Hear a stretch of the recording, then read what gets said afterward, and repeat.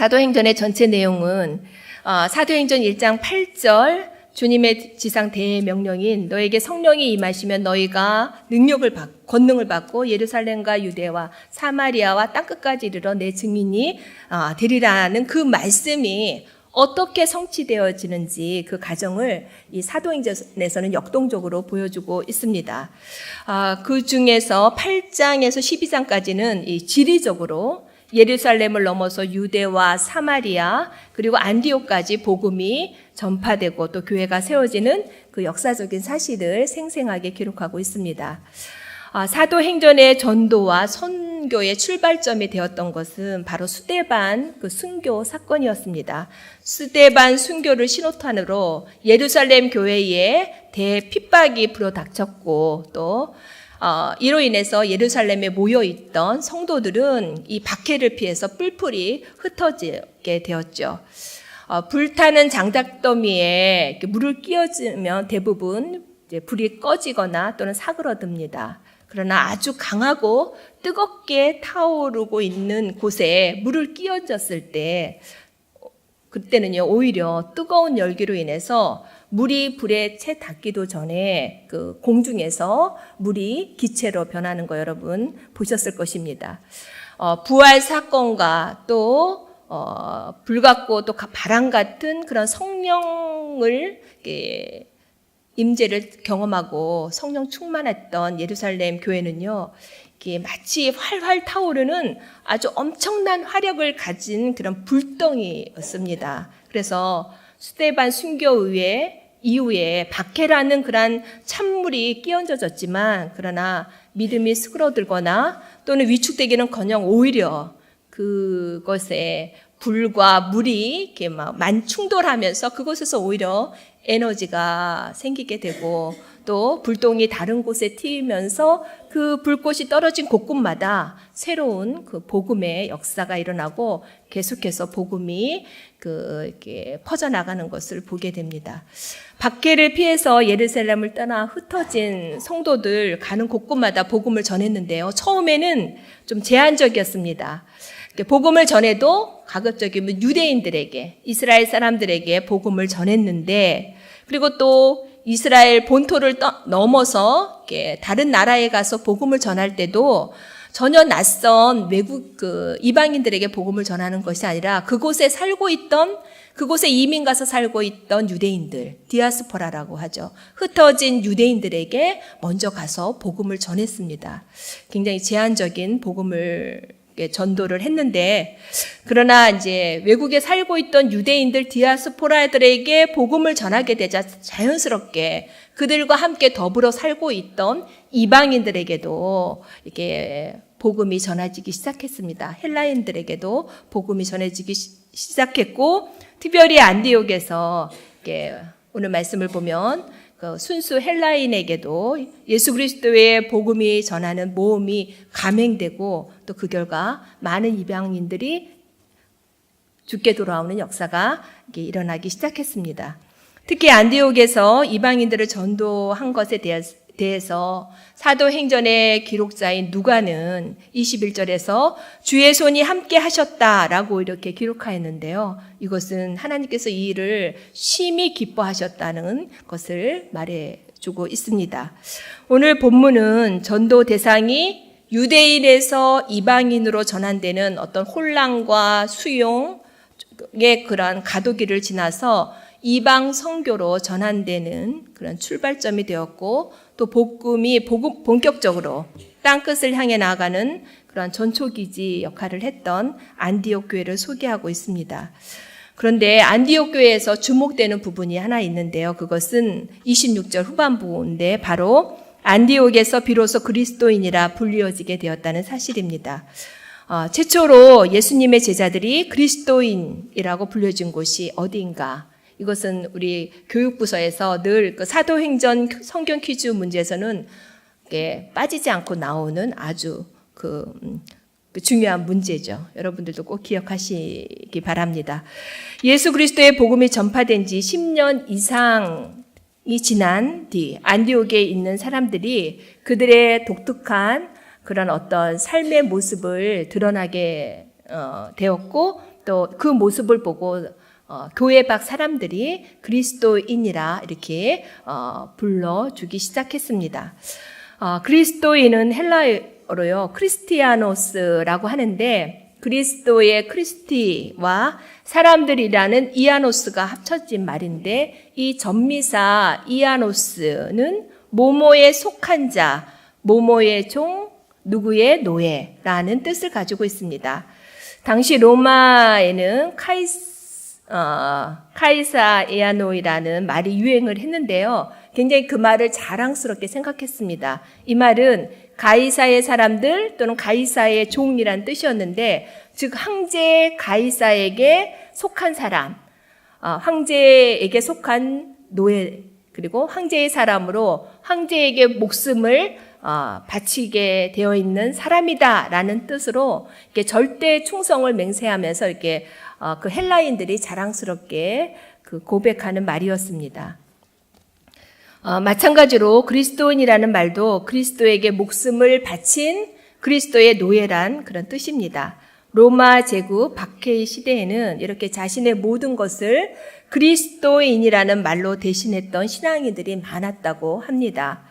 기독교를 믿는다는 이유로 잡혀와서 재판을 받는 사람들은 모두 자신을 크리스티아노스, 그리스도인이라고 이렇게 대답을 했습니다.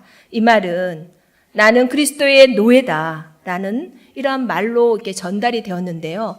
그 그리스도가 누구인지 모르는 로마의 재판관은 도대체 이 노예의 주인인 그리스도가 도대체 누구냐 좀 알아봐라 라고 이렇게 말하는 해프닝도 있었다고 합니다. 박해가 점점 그 강도를 더해가던 177년경에 한 사람이 그리스도인이라는 그런 제목으로 붙잡혀 와서 재판을 받았습니다. 그런데 특이한 것은 이 사람은 어떤 질문을 해도 나는 그리스도인이다 라고 이렇게 대답했다고 합니다. 이름을 물어도 나는 그리스도인이다. 주소를 물어도 나는 그리스도인이다. 신분을 물어도 또 그 어떤 질문을 해도 그 사람의 입에서는 그냥 나는 그리스도인이라 라고만 이렇게 대답했다고 합니다.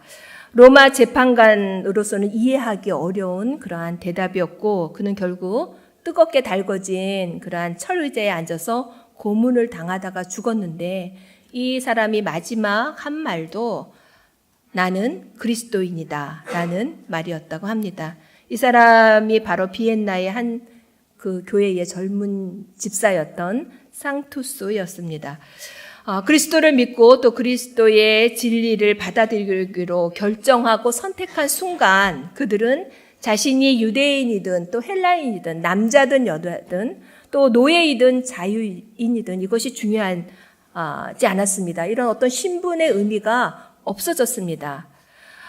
이 그리스도인들에게는 선민인 유대인이라는 어떤 그런 신분보다 또는 지성인 어떤 헬라인이라는 그런 호칭보다도 그리스도인이라고 불려지는 것이 중요했고 또 그리스도인이 되는 게 더 중요했습니다. 자유인보다는 그리스도에 속한 자, 그리스도의 노예라는 그 호칭 그리고 그리스도의 노예로 살아가는 것이 이 사람들에겐 더 의미가 있었기 때문입니다. 바로 이 위대한 호칭 그리스도인이라는 말이 안디옥의 제자들에게 처음 이렇게 그리스도인이라고 불려지기 시작했는데 근데 이 중요한 것은 이런 이름을 안디옥 교회 성도들이 스스로 우리가 그리스도인이라고 이렇게 말한 것이 아니라요. 바로 교회 밖에 있던 사람들이 이렇게 불려졌다는 것입니다. 불신자의 눈에 비춰진 독특한 그 삶의 모습, 또 성품, 또 어떤 행동, 이런 모든 것들이 저 사람들은 그리스도인이야. 그리스도에 속한 사람이고 그리스도의 어떤 그런 정신을 살아가는 독특한 사람이다. 라는 그러한 의미에서 이런 호칭이 붙여진 것입니다. 안디옥 교회 성도들의 그 어떤 위대한 모습, 또 탁월한 모습은 바로 이 부분이죠. 이방 사회 속에서 많은 그 이방인 속에서 소수에 불과했고 또 비주류였고 그리고 믿은 지 얼마 안 되는 그러한 사람들이었지만 그러나 이들은 예수 그리스도를 따르는 분명하고도 뚜렷한 특징이 있었다는 것이죠. 그 사람들의 어떤 것을 결정지을 수 있는 그 믿지 않는 사람들과 구분되는 그 어떤 것들이 이들을 통해서 보여졌고 또 이들을 통해서 확인되어졌기 때문에 그런 사람들을 향해서 그리스도인이다. 이제 이 말은 처음에 사람들이 그렇게 말하죠. 그냥 뭐 예수쟁이와 같은 약간 폄하해서 부르는 말들이었다라는 그런 말도 있긴 하지만 이 안디옥 성도들은 믿지 않는 사람들과의 뚜렷한 모습, 그리고 믿기 전의 모습과 믿은 후의 모습이 확연하게 다른 그 무엇이 있었기 때문에 주의 사람들로부터 그리스도인이다라고 이렇게 불려지게 되었습니다. 무엇이 이들을 그리스도인이라 이렇게 불려지게 했을까요? 이들이 가졌던 그리스도인으로서의 정체성은 무엇이었을까요? 현대 21세기의 교회는 유례없는 정체성 위기에 시달리고 있습니다. 교회와 그리스도인들 모두 급변하는 세상의 흐름 속에서 어떻게 대처해 나가고 또 어떻게 살아가야 될지 고민하고 세상과 교회 사이에서 갈팡질팡하고 있죠. 어떻게 살아야지 그리스도인이다라는 그러한 호칭을 받을 수가 있고 또 그렇게 불려질 수 있을까요? 어디서 그 해답을 얻을 수 있고 또 그 해법을 찾을 수 있을까요? 당연한 말이겠지만 그 해법은 언제나 성경 안에 있습니다. 성경은 우리가 누구이며 또 어디서 왔고 어디로 향해야 하는지를 말해줍니다. 우리 그리스도인의 정체성을 제대로 알지 못하면 우리가 어떻게 살아야 되는지 알 수도 없고 또 세상과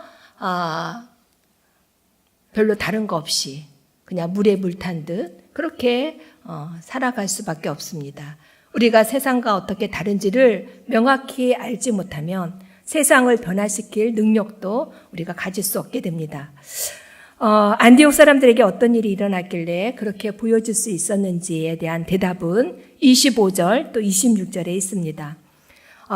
그 말씀을 보면요. 바나바가 사울을 찾으러 다소에 가서 만남에 안디옥에 데리고 와서 둘이 교회에 1년간 모여 있어 큰 무리를 가르쳤고, 여러분 가르쳤다라는 이 부분에 주목하시기 바랍니다.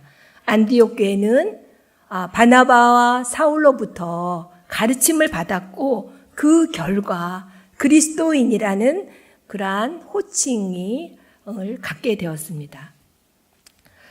바나바와 사울의 가르침을 받은 안디옥 교회 성도들은 교회 밖 안디옥 사람들에게 그리스도에게 모든 희망을 두고 또 오직 그리스도의 가르침을 최종 목표로 해서 그리스도의 정신에 의해서 살아가는 그러한 독특한 사람들로 보여진 것입니다. 존 스토트 박사는 산상수훈이라는 책에서요, 하나님의 나라가 개인적인 성품, 또 영향력, 미덕, 경건, 또 비전, 관계, 행동까지 모든 면에서 이 세상과 얼마나 다른지 이 산상수훈에서 이렇게 적나라하게 보여주고 있다라고 이렇게 설명을 하면서 이 존 스토트는 말하기를 산상수훈에서 계속 경고하는 말씀, 또 핵심은 바로 다른 게 아니라 이방인들과 같이 하지 말라는 바로 예수님의 말씀이다라고 이렇게 주장을 합니다. 이방인들과 다른 그러한 가치 기준, 다른 삶의 모습이 필요합니다. 만약 우리가 주위 사람들에게 또 교회를 다니지 않는 사람들에게 당신은 크리스찬인데 나와 별반 다를 게 없군요 라고 이렇게 그런 말을 듣는다면 그것은 자랑거리가 아니라 그것은 지독한 모욕으로 받아들여야 합니다. 여러분, 어떤 곳에 어떤 힘이, 에너지가 주어지면 이렇게 체질이나 또는 모양이나 이런 것들이 바뀌는 거 여러분 잘 아시죠? 시간이 많이 돼서. 근데 예를 들어서 그 점액질에 여러분 계란 후라이 만들 때 계란을 깨서 이렇게 딱 터뜨리면 이게 뭐 고체도 아니고 액체도 아닌 점액질, 그 또 반투명의 그 흰자, 이런 계란을 여러분 이제 보게 되는데, 근데 그곳에 열을 가하게 되면 약간 그 투명한 그 흰자가 열이 가해지면 하얗게 변하고 또 점액질에서 고체로 되는 거 여러분 보셨죠? 이렇게 어떤 곳에 열이나 에너지나 또 힘을 가하게 되면 그 형질이 바뀌게 되고 또 모양이 색깔이 달라지게 됩니다. 주님을 모르던 사람이 주님을 만나고 또 복음과 은혜의 에너지가 가해지고 그 속에 잠기면 그리스도인이 되게 되어 있습니다. 체질이 변하고 새로운 존재가 되는 것이죠. 우리는 그리스도인입니다. 우리가 무엇으로 우리가 그리스도인임을 증명하고 보여줄 수 있을까요? 하나님은 세상에서 우리 그리스도인들이 천국의 시민다운 모습을 보여주고 또 주님을 알지 못하고 어둠 속에 있는 사람들에게 그곳에서 빠져나올 어떤 길, 생명의 길을 우리가 알려주기를 원하십니다. 이것이 우리들의 사명이면서 또 특권이기도 합니다. 우리 교회의 전도 프로그램은 관계전도입니다. 관계전도에서 제일 중요한 것은 앞에서 제가 말씀드렸지만 가장 중요한 것은 바로 기독교 신앙을 가지고 살아가고 있는 변화된 우리, 그리고 성숙한 그런 성도가 최고의 전도의 도구가 된다는 거 여러분 잊지 마시기 바랍니다.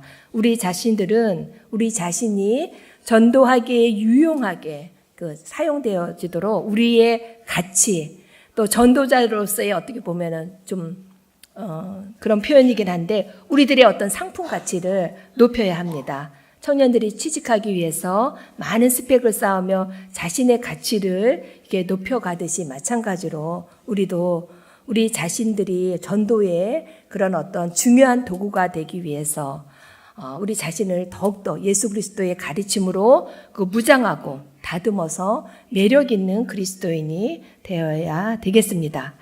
구원받은 성도로서 말과 행동에서 예수 그리스도의 정신을 쫓고 또 그 가르침대로 살아서 우리 자체가 강력한 전도의 도구가 되어 많은 영혼들을 주님께로 돌아오게 하는 저와 여러분이 되기를 바랍니다. 기도하겠습니다. 존귀하신 주님, 플러스원 관계전도를 시작하게 하시고 이제 축제를 앞두게 하시니 감사합니다. 최첨단 유용한 기자재와 시스템, 좋고 즐거운 것들이 교회 밖에서 넘쳐나고 있는 이때에 교회 밖에 있는 사람들의 그런 마음과 또 관심을 교회로 향하게 하는 것, 그것은 바로 복음 안에서 변화된 저희들이며 또 복음으로 살아가는 그리스도임을 고백합니다. 삶을 통해서 진정한 믿음의 가치를 또 복음의 진가를 드러내는 저희들이 되게 하여 주옵소서. 복음으로 살아내는 저희 모두가 되게 하여 주옵소서. 예수 그리스도의 이름으로 기도드립니다. 아멘.